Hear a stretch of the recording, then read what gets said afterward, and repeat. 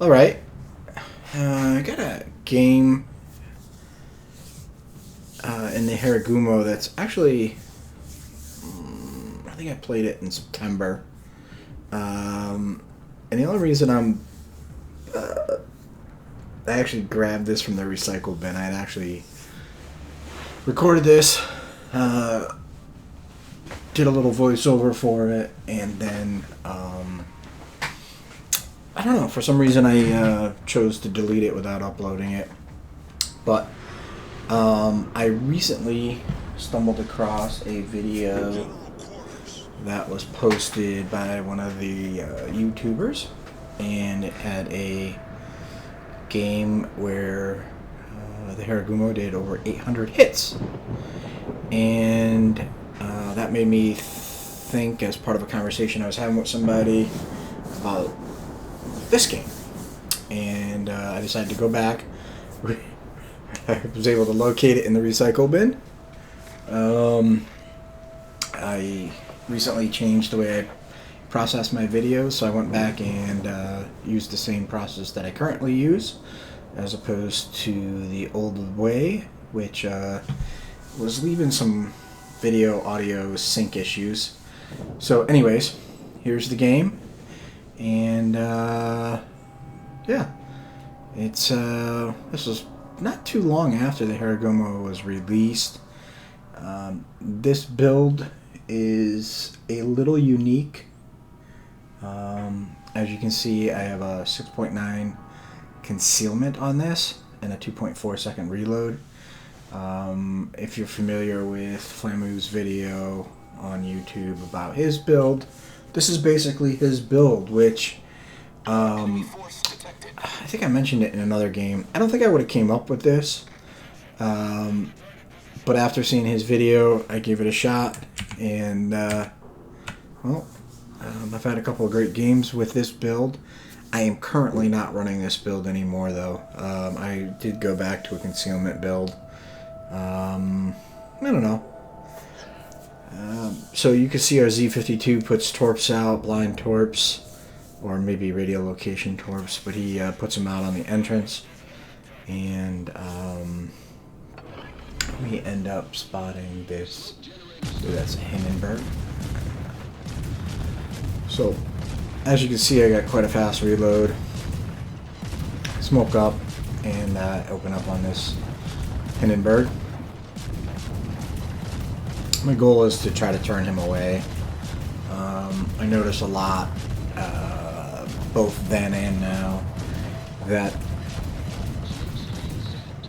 people that run into the Harugumo will generally turn tail and run. And you can see now that there's a Kitakaze in front of him, which means I'm probably getting torped. And here comes our Z52, just torping again and smoking up right in front of this Hindenburg. Now he's probably in hydro, he might even be in hydro range of the Hindenburg. But yeah, we're just putting the hammer down, and we managed to secure that kill. And just like I thought, here comes some torps. Actually, these are probably for the boat that's behind me. The Kitakaze gets spotted briefly, and I also get spotted. Those are Hinden torps. So sorry about that. So the first set of torps coming in were from the Hindenburg, and the second set is coming from my Kitakaze. I'm guessing the Z52's Hydro picked those up. So, yeah, I'm going to start shooting at this Des Moines. He's focusing on somebody else, and I'm going to try to line him up and walk these shells right on him and keep the pressure on him. I mean, we're pretty early in the game, and I'm already sitting on 45,000 damage. It's not too bad.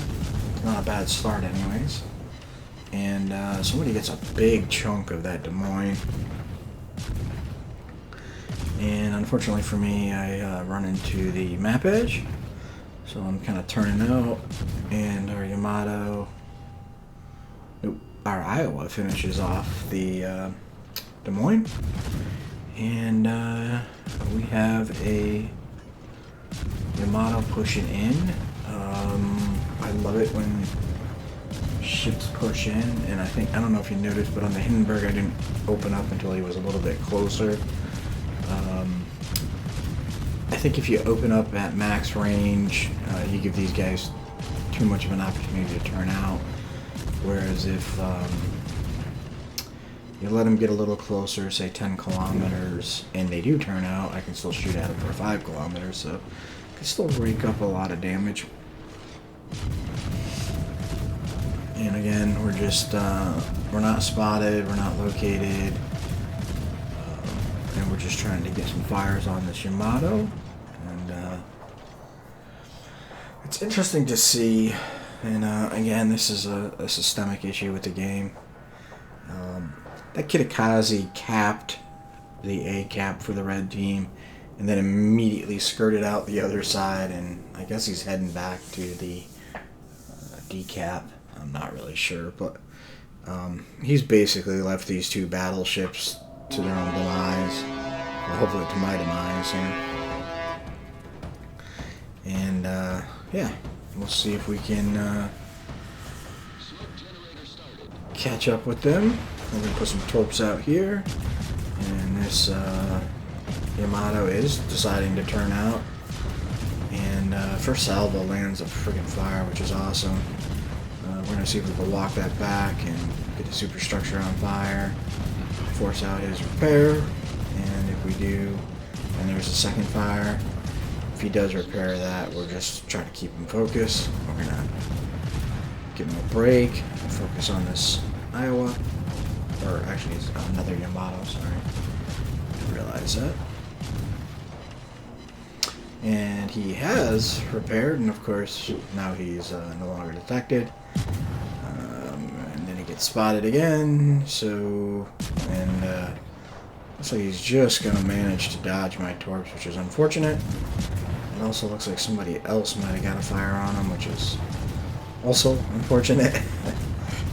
It stinks when you get a double fire or triple fire, they burn damage control, and then somebody else gets them on fire and basically gets all the damage.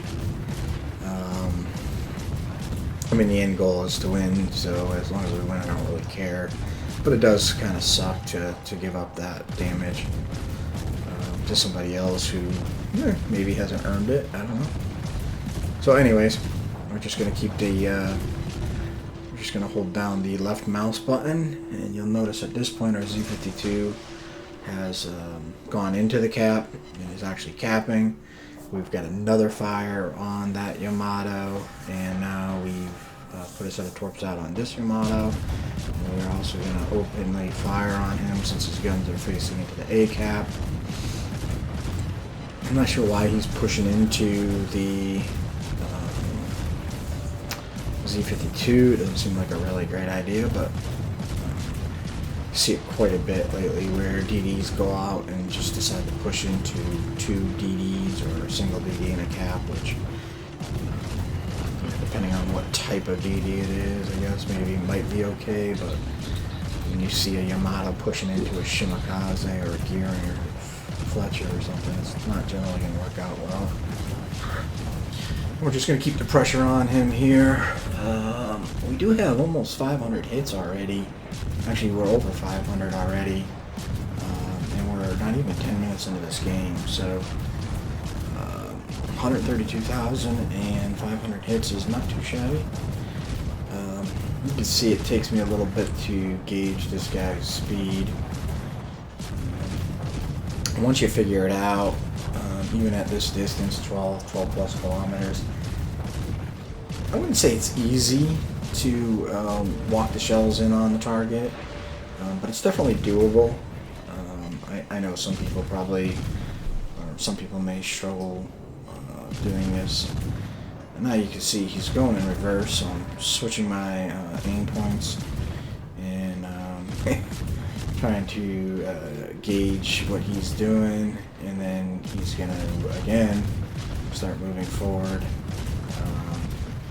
Making it really difficult from this distance to actually hit him and to stay consistent and basically walk all the shells onto him. But still managing to get a fair amount of hits. The damage is gradually ticking up, and now he's openly firing at me. So we are going to see if we can get him to turn out, maybe smoke up. If we can get him to fire again, we should be able to spot him through the smoke. And we get another 2 fires on him, which is nice. Immediately damage controls, and the trick is, can we actually get another fire? Ooh, somebody gave me a good shot. But honestly, with this build and Adrenaline Rush, yeah, it just allows me to fire non-stop. It's pretty crazy. And as you can see, we're well over 600 hits, and yeah, we have a 1.7, it looks like 1.8 second reload. One of the guys in the chat is complaining about the HE spam with the Harugumo. Well, you know, your DD went in, capped, and took off, and now you have 2 battleships that are literally in my clutches, so it is what it is. I don't really feel for him. I think there are counters to the Harugumo. Matter of fact, I think the Harugumo is pretty easily countered, but it is not countered if it's left unchecked, and that's what you see a lot of people doing. We're gonna get a couple salvos off on this. Is that the gearing? No, it's the Kitakaze. He came back, and he decides to smoke up at just about the wrong time. A little late on the smoke there, Kita.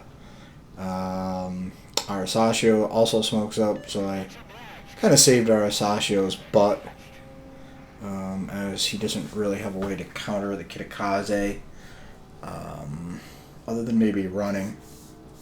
So, game is still fairly close, 2 caps to 2 caps, but we do have a couple ship advantage, and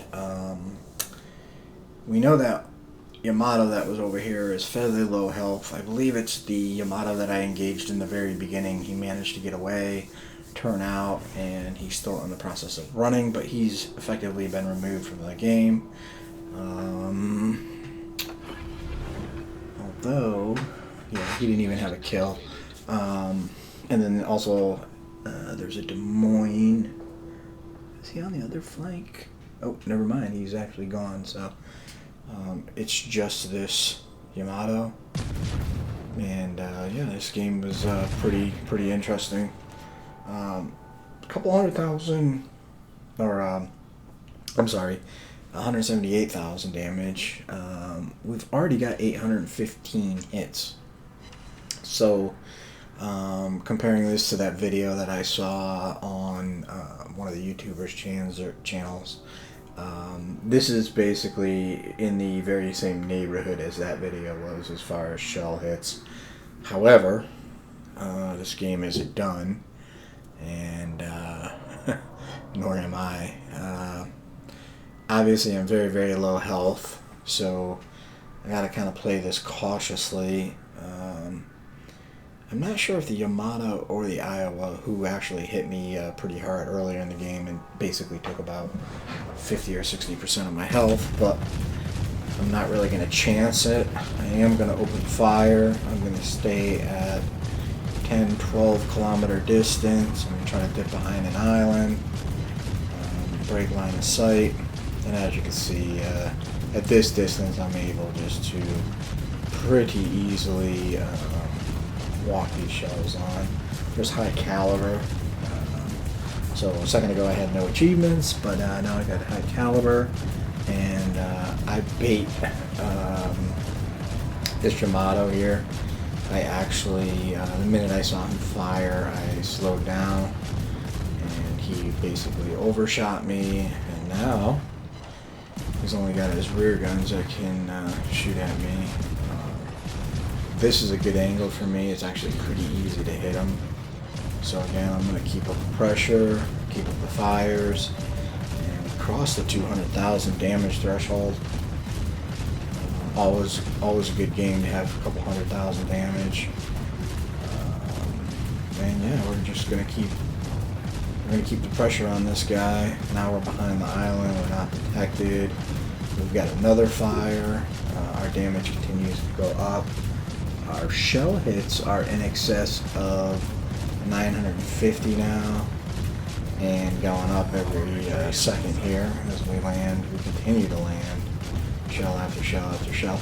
Yeah, we are getting a few shatters, but we're still getting a fair amount of damage. We're up over 220 now, and yeah, over 1,000 shell hits. So ended up with 224 damage, 224,000 damage, high caliber, and 2 kills. Not a bad game, not by any stretch of the imagination. I am going to highlight the shell hits here just to show you the breakdown of how many actually penned and how many did not pen. So we had almost 700 penetrations and just over 300 that didn't penetrate. So still a fair amount of damage. This is an IFHE build. So 11 fires, not too shabby. On this screen you see that we came in second. And you'll also notice that I was in 5D at the time of this game, which I'm no longer in. So high caliber, 2200 base XP. My Yamato and our Worcester also did very well. 3 ships in excess of 2000 base XP. Pretty solid game. Only achievement was the high caliber, oddly enough, but sometimes it's just the way it falls. Sometimes with the same amount of damage you get high caliber, Confederate, maybe a Witherer, so forth, but not in this game.